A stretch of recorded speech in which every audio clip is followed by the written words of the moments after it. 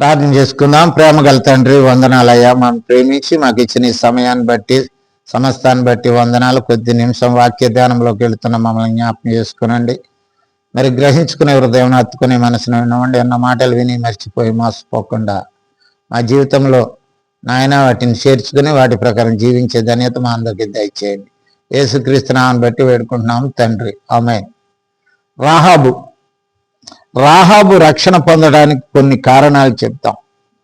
కొన్ని చూసినట్లయితే మరి హెబ్రీయులకు రాసిన పత్రిక 11వ అధ్యాయం 31వ వచనంలో ఒక మంచి మాటను అంటాడు. విశ్వాసమును బట్టి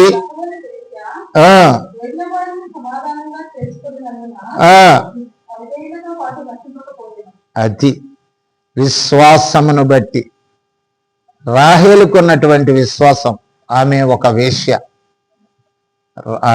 రాహాబు ఒక వేశ్య, క్షమించండి, రాహాబు ఒక వేశ్య. ఆమె మరి యెహోషువ గ్రంథం 2వ అధ్యాయం 1వ వచనంలో చూసినట్లయితే 2వ అధ్యాయము 1వ వచనంలో యెహోషువ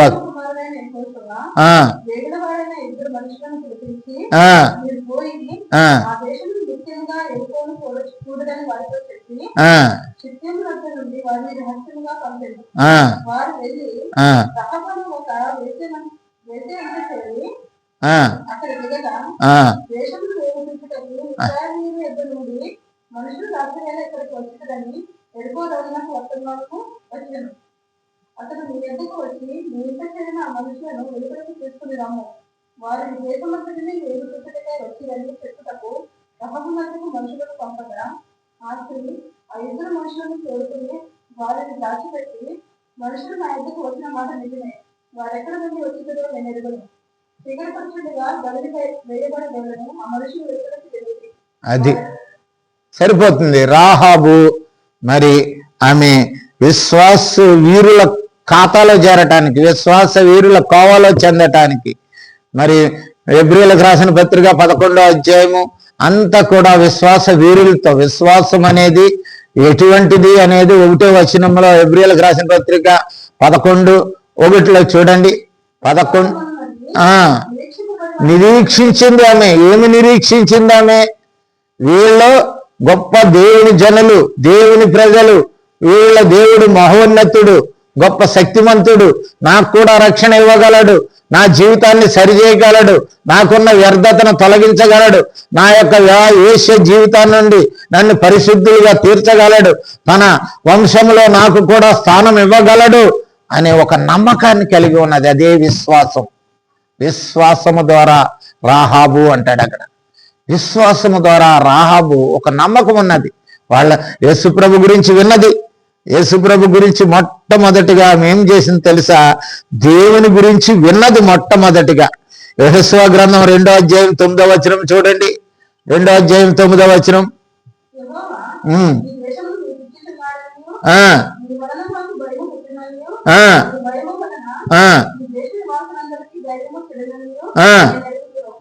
ఎరుగున విన్నది, దేవుని గురించి విన్నది. చాలా మంది దేవుని గురించి వింటారు కానీ ధైర్యం రాదు. ఆయన దగ్గరికి వెళ్తే రక్షణ ఉంటుందని, ఆయన దగ్గరికి వెళ్తే విమోచన ఉంటుంది, ఆయన దగ్గర ఉంటే కాపుదల ఉంటుంది, ఆయన ద్వారా మాత్రమే సాధ్యమనే విషయాన్ని వింటున్న వాళ్ళు ఎవరు గ్రహించలేరు. కానీ రాహాబు అక్కడ గమనించింది, రాహాబు అక్కడ విన్నది. విన్న మాట ప్రకారము ఆమె ఏం చేసిందంటే ఆ ఉద్దేశాన్ని, ఆ విశ్వాసాన్ని మరి కలిగి ఉన్నది. ఈనాడు అనేక మంది దేవుని వాక్యాన్ని వింటున్నారు కానీ రాహాబులాగా విని మర్చిపోయి, రాహాబులా కాకుండా అనేక మంది విని మర్చిపోయి మోసపోయే వారే ఎక్కువైపోతున్నారు. కనుక మరి లేఖనం చెప్తుంది, రోమీయులకు రాసిన పత్రిక 10వ అధ్యాయం 13వ వచనంలో ఒక మాట అంటాడు. 10:13 రోమీయులకు రాసిన పత్రిక 10:13.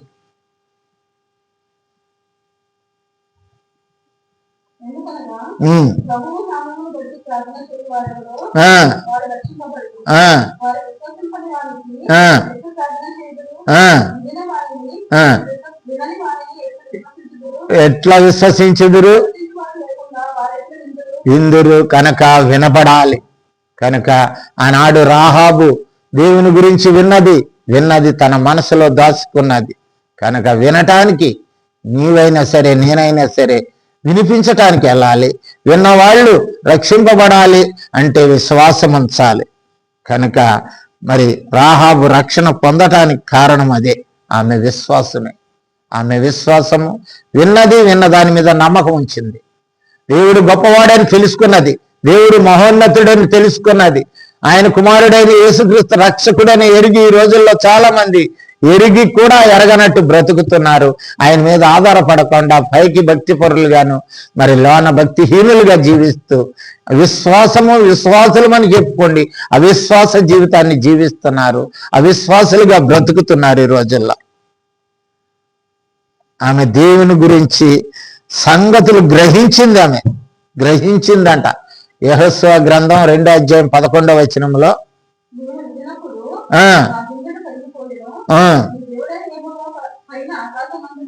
పైన ఆకాశమందును ఆమె చెప్తుంది. చూడండి, ఈ రోజున క్రైస్తవులు కూడా ఈ మాటలు చెప్పలేంది.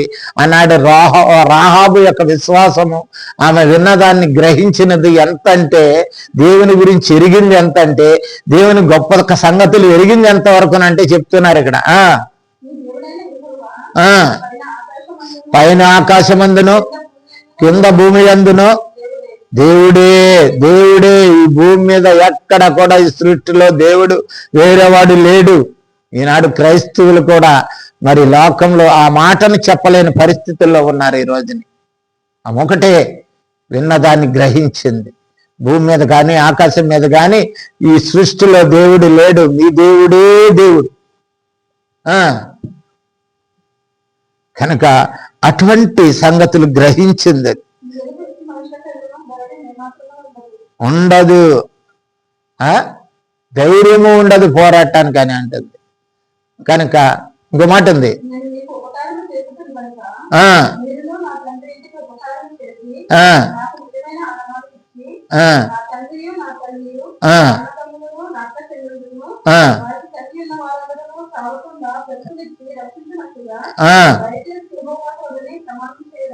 చూసారా, ప్రమాణం యెహోవా తోడని చేసింది. కనుక ఆమెకున్న విశ్వాసం అంత గొప్పది, ఆమెకున్న నమ్మకం అంత గొప్పది. కనుక రాహాబు రక్షింపబడటానికి ఇది రెండవ కారణం. సంగతులు గ్రహించింది. దేవుడు ఆకాశమందు భూమి మీద ఒక్కడే దేవుడు, ఆయన యెహోవా, ఆయన తోడు ప్రమాణం చేస్తున్నాను, మీకు చేసిన మేలుని బట్టి మీరు తప్పకోకుండా దేవుణ్ణి మరి తప్పకోకుండా ఆయన మరి మీరు మా తండ్రికి నా తండ్రి కుటుంబానికి రక్షణ దయచేయండి, ఆయన ద్వారా కాపుదలు ఇవ్వండి, మీరు ఈ యొక్క ఎరుకో గోడను జయించారు, ఎరుకో కోటను జయించి నాశనం చేయొత్తారు. నాకు తెలుసు, మా వాళ్ళకి అందరికీ భయం ఉన్నది, కానీ నేనైతే మిమ్మల్ని ఇప్పుడే ఆశ్రయిస్తున్నాను. యెహోవాను ఆశ్రయించిన వారు సంతోషింతురని ఉంటుంది. అందుకంటే ఆయనే కాపాడుతాడని కీర్తన మరి 5:11 ఉంది. కనుక కాపాడాడు. ఆమెను కాపాడటానికి కారణం ఏంటంటే ఆమె ఆశ్రయించిన వారందరూ సంతోషించరు. ఎందుకంటే ఆశ్రయించింది, ఆమె యెహోవాను ఆశ్రయించింది కనుక ఆమె కాపాడబడింది. ఆమె సంగతులు గ్రహించింది, ఆయన ఆశ్రయించి ఆయనే రక్షణ ఇస్తాడని, ఆయనే గొప్ప దేవుడని, ఆయనే ఈ భూమి మీద రక్షణ ఇచ్చే దేవుడని ఎరిగింది ఆమె. మూడవది దేవుని శక్తి గొప్పతనం మరి కార్యాలు విశ్వసించింది. 11:31 ఇంతకు ముందు చదువుకున్నాం హెబ్రీయులకు రాసిన పత్రిక. ఆ గొప్పతనాలు చెప్పింది, ఆయన యొక్క గొప్ప కార్యాలు, ఆయన గొప్ప శక్తిని. హెబ్రీయులకు రాసిన పత్రిక 11వ అధ్యాయం 31వ వచనం మన మెయిన్ వచనమే అది. రాహాబను వేశ్య ఏగులవారిని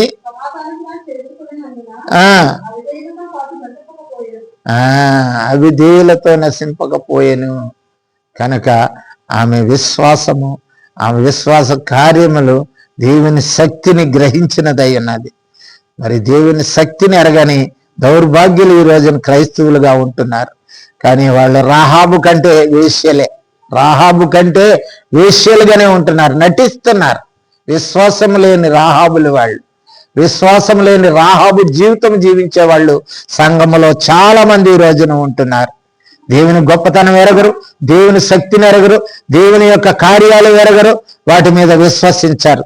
కనుక రాహాబు విశ్వాసురాలైందేమో కానీ మరి ఈనాడు ఉన్నటువంటి విశ్వసించిన వారు రాహాబు కంటే భయంకరమైనటువంటి వేశ్యలుగా, మరి వేశ్యదారులుగా ఈ రోజున బ్రతుకుతున్నారు సంఘంలో. 4వదిగా ఆమె దేవుని ప్రజలను తన ఇంట చేర్చుకున్నది. 31లో చూసినాం మనం. ఆమె తన ప్రజలను, దేవుని ప్రజలను చేర్చుకున్నది. ఈ రోజున ఎవరైనా సరే దేవుని ప్రజలను చేర్చుకొని తన విశ్వాసం తగినట్లు వారిని చేర్చుకుని వాళ్ళు అయి ఉండాలి. దేవుని ప్రజలంటే చేర్చుకుని వాళ్ళు అయి ఉండాలి. రాహాబు విశ్వసించింది కాబట్టి దేవుని ప్రజలైనటువంటి ఆ వేగుల వారిని ఆమె చేర్చుకున్నది.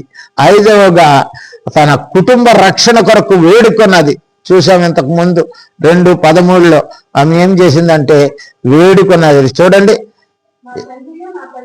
యెహోషువ 2:13.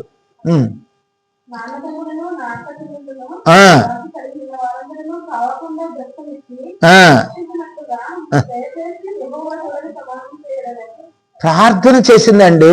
వేడుకున్నదంటే ప్రార్థన చేసింది, ప్రమాణము చేస్తుంది. దేవా, నా కుటుంబాన్ని రక్షించు, నా కుటుంబాన్ని కాపాడు, నీ శక్తి తెలుసు, నీ బలం తెలుసు, నీ కార్యాలు తెలుసు, నీ గొప్ప సంగతులు మాకు తెలుసు అంటుంది. 6వదిగా దేవుని పిల్లలు చెప్పినట్లు చేసింది. వాళ్ళు ఏమి చెప్పమంటే ఎలా చేయమని అలా చేసింది ఆమె. తెలుసా, దేవుని పిల్లలను చెప్పినట్లు చేసింది. చూడండి యెషయా గ్రంథం 2:18.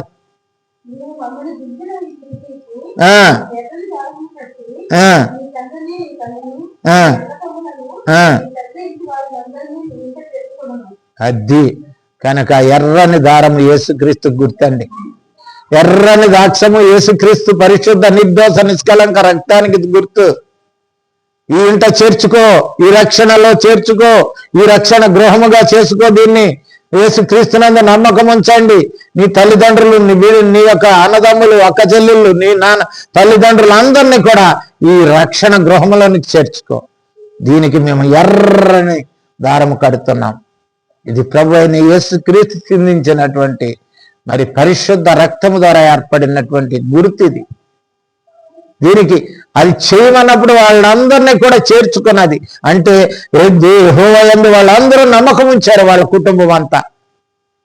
దైవజనులు చెప్పినట్టు చేసింది కనుకనే తన కుటుంబం రక్షింపబడ్డది. 27 చదువమ్మా. అందుకు ఆమె నీ మాట చెప్పున జరుగుగాక అని చెప్పి వారిని ఎల్లనప్పాను. ఆ ప్రకారమే నేను చేస్తాను, ఆ విధంగా నా కుటుంబానికి రక్షణ దయచేయమని అన్నది. కనుక దైవజనులు చెప్పిన, దైవ ప్రజలు చెప్పిన, దేవుని ప్రజలు చెప్పినట్టు చేసే స్థితి ఉండాలి. అప్పుడు విశ్వాసంతో రాహాబులాగా రక్షింపబడతారు. కనుక 7వదిగా దేవుని ప్రజలను, పిల్లలను దాచిపెట్టింది. అది అందరికీ మరి దీంట్లో ఉన్న ముఖ్య సారాంశం అది. సాధారణంగా మరి క్రీస్తులో దాచిపెట్టాలి. దాచిపెట్టడం అంటే దొంగతనం తీసుకొస్తే దాచి చేయటమో, ఏదన్నా అపాయం వస్తే దాచిపెట్టడమో కాదు. క్రీస్తులో దాగుచోటు, క్రీస్తులోనే మనం దాయాలి, క్రీస్తు రక్షణలో దాయాలి, క్రీస్తులోనే మనకు దాగుచోటుగా వాళ్ళకి చెయ్యాలి. 2 యెహోషువ 2:15లో మాట ఉన్నది, మనం చదువుకున్నాం.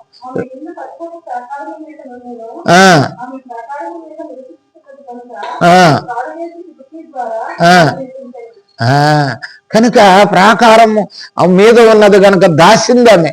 దేవుని ప్రజలను దాయాలి, నువ్వు క్రీస్తులో దాయాలి, ఒక రక్షణలో దాయాలి, అది దాయాలి. కనుక ఆ విధంగా ఆమె దాసింది కనుక ఆమె మరి రక్షణ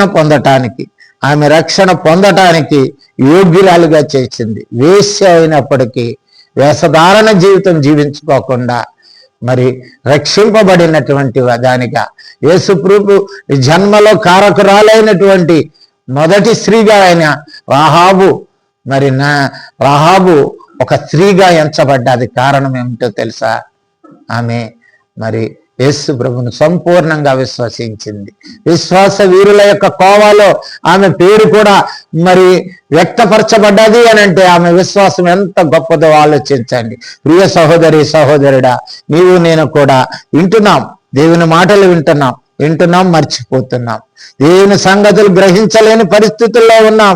దేవుని గొప్పతనాన్ని, ఇతరుల కార్యాలు విశ్వసించి వాటి ప్రకారం ఇతరులకు చెప్పలేక కార్యాలు చేయలేని పరిస్థితిలో ఉన్నాం. దేవుని ప్రజలను ఇంట చేర్చుకొని వారికి ఉపమానం ఉపకారాలు చేసి వారిని రక్షించే స్థితిలో కూడా మనం లేకుండా పోయాం. ఆమె వేడుకున్నది దేవుని ద్వారా రక్షణ పొందాలని తన కుటుంబం. మరి వాళ్ళు చెప్పినట్లు ఆ యొక్క క్రీస్తు అనే ఎర్ర దారము కలిగినటువంటి ఆ ఇంట చేర్చుకొని ఆ కుటుంబానికి అందరికీ రక్షణ తెచ్చింది. మరి దేవుని ప్రజలను దాచిపెట్టింది కనుక ఆమె మరి విశ్వాస వీరుల్లో చేరి మరి ఒక విశ్వాసిగా మారి యేసు ప్రభు యొక్క జన్మకి, ఈ లోకం యేసు ప్రభు యొక్క రాకడకు ఒక ఎన్నుకున్న స్త్రీగా రాహాబు మరి ఎన్నుకోబడ్డది. కనుక ప్రియ సహోదరి సహోదరుడా, నువ్వు క్రీస్తును కంటున్నావా? రాహాబులాగా నువ్వు ఈ లోకంలో వేషధారుడిగా బతుకుతున్నట్లయితే ఈ దినాన్ని నుంచి నువ్వు మానేయి. ఈ దినాన్ని నుంచి నువ్వు రాహాబు విశ్వాసం కలిగి ఉండు. నువ్వు రాహాబులాగా మంచి విశ్వాసిలాగా యేసు ప్రభు నా నుండి ఈ లోకంలోనికి వెళ్ళాలి, యేసు ప్రభు మాట, యేసు ప్రభు వాక్యం, యేసు ప్రభు సువార్త ఈ లోకం వెళ్ళేటట్టుగా నీవు నీ యొక్క నీతిని మార్చుకో, నీ విశ్వాసాన్ని మార్చుకో, నీ నమ్మకాన్ని మార్చుకో. అట్టి ధన్యత దేవుడు మనందరికీ అనుగ్రహించును గాక. ఆమేన్.